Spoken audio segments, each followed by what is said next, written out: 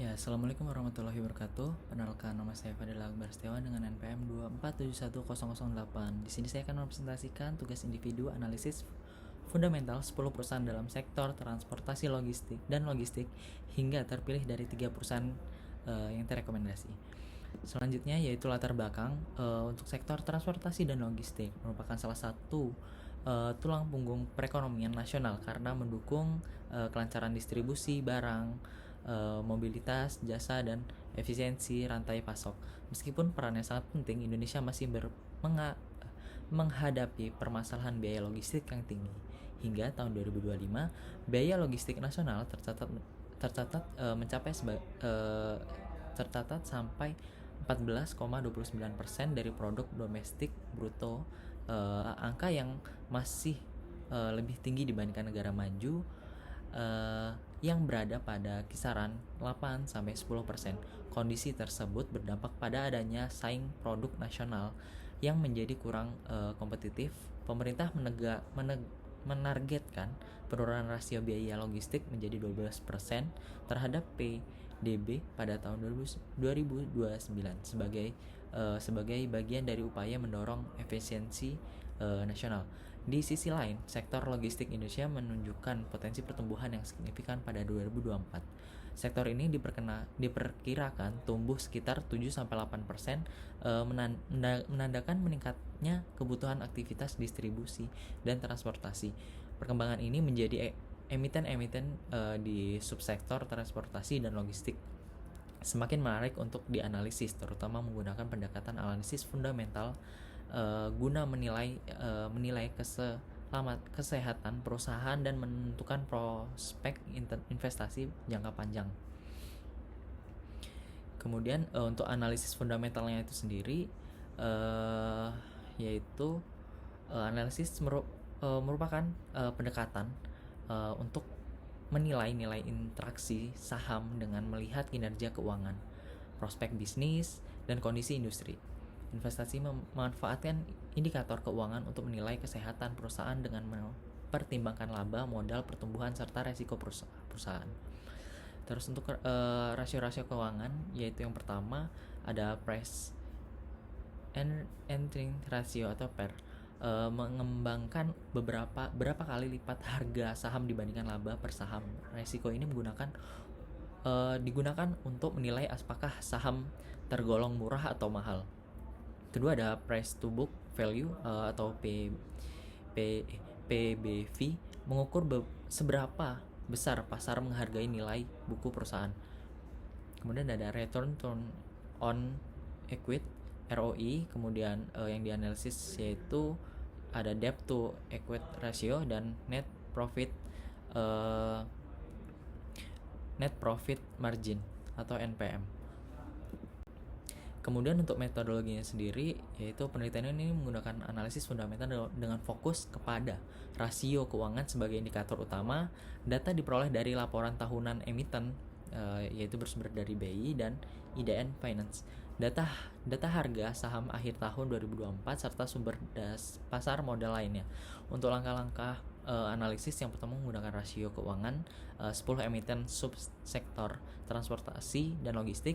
Yang kedua ada membandingkan PER, PBV, ROE, DER, dan NPM antar emiten. Terus yang ketiga ada menilai value profitabilitas untuk menentukan emiten yang memiliki prospek jangka panjang. Kemudian untuk analisis datanya sendiri, bisa saya simpulkan untuk PER itu sendiri sebagai besar emiten memiliki PER negatif atau tidak tersedia, artinya mereka merugi. Hanya Bird, Hits, Jaya, dan Pura yang memiliki laba dengan valuasi termurah di Hits, yaitu sebesar minus 356. Untuk ROI-nya sendiri, Hits menonjol dengan ROI tertinggi yaitu sebesar 35,17%, menunjukkan efisiensi penggunaan modal pemegang saham yang sangat baik. Beberapa emiten seperti GJAA dan Taksi memiliki ROE negatif akibat kerugian. Untuk NPM itu sendiri, Jaya memiliki profitabilitas operasional tertinggi, yaitu sebesar 29,38%. Sementara untuk beberapa seperti Taksi, GJAA, dan CMPP memiliki margin negatif yang dalam, menandai tekanan biaya atau pendapatan yang rendah. Untuk kondisi ekstrim, GJAA dan CMPP menunjukkan tanda-tanda kesulitan keuangan berat dengan DER negatif, yaitu utang atau lebih besar daripada aset, dan NPM negatif yang signifikan. Untuk emiten dengan profit relatif sehat, yaitu ada Bird dan Hits, tampak lebih stabil dengan kombinasi per wajar, ROI baik, dan profitabilitas positif. Harga saham terdapat rentan harga sangat lebih dari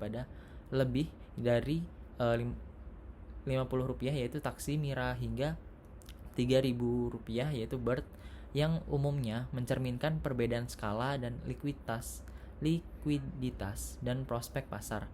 Untuk kesimpulannya dari analisis ini, yaitu subsektor ini sangat berproportasi antara beberapa perusahaan yang cukup sehat seperti Bird, Hits, dengan beberapa yang masih dalam prospek pemulihan atau kesulitan keuangan seperti GJAA, Taksi, CMPP. Investor perlu selektif dan memperhatikan risiko tinggi dengan emiten dengan indikator negatif, terutama DER dan NPM negatif. Kemudian analisis kerja fundamental untuk perspektif sektor. Emiten sektor transportasi dan logistik menunjukkan polarisasi kinerja di mana beberapa seperti WH, Bird, dan Pura memiliki fundamental sehat, sementara GJAA, Taksi, CMPP masih berjuang pasca pandemi.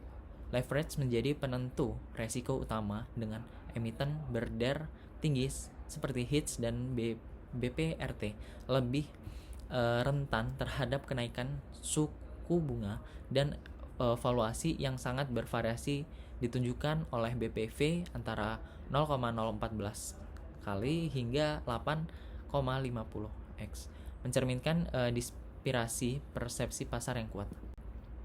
Untuk kesimpulan sendiri, yaitu berdasarkan analisis fundamental dari 10 sektor transportasi dan logistik, ditemukan bahwa sektor ini mengalami polarisasi kinerja yang signifikan. Di satu sisi, emiten seperti WH, Bird, dan Pura menunjukkan fundamental yang sehat dan profitabilitas terjaga dan terstruktur modal yang kuat. Di sisi lain, emiten seperti GJAA, Taksi, dan CMPP masih menghadapi tantangan pasca pandemi yang kinerja operasional yang belum pulih. Tingkat leverage DER menjadi menentukan resiko utama, di mana emiten dengan utang tinggi seperti Hits dan BPRT lebih rentan terhadap perubahan suku bunga dan kondisi likuiditas. Sementara itu, disparitas valuasi PBV yang sangat lebar, mulai dari 0,014x hingga 8,05x, yang mencerminkan variasi persepsi pasar terhadap prospek dan resiko masing-masing emiten. Untuk rekomendasi investasi, terdapat 3 elemen terbaik untuk investasi jangka panjang, yaitu yang pertama ada Bird. Alasannya itu fundamental solid dengan per wajar 12,66x, profitabilitas stabil, NPM 11,76%, dan leverage rendah, DER 0,41x. Untuk profil investor, cocok untuk investor konservatif yang mencari stabilitas dan likuiditas. Yang kedua ada WH, yaitu PT WH Transportasi Indonesia. Alasannya profitabilitas tinggi, NPM 10,87%, ROE 10,14%, dan struktur utang sehat dari 0,48x. Untuk profil investor cocok untuk investor grow dengan toleransi resiko menengah. Kemudian untuk yang ketiga ada Pura, yaitu PT Pura Raja Wali Kencana. Alasannya adalah valuasi menarik dari PBV 0,63x, resiko utang sangat rendah, DER-nya itu 0,14x, dan margin sehat NPM yaitu 9,35%. Untuk profil investor cocok untuk investor value yang mencari emiten undervalue dengan fundamental aman. Ketiga emiten tersebut masuk kategori undervalue dan memiliki fundamental kuat sehingga layak dipertimbangkan untuk investasi jangka panjang. Terima kasih presentasi dari saya. Wassalamualaikum warahmatullahi wabarakatuh.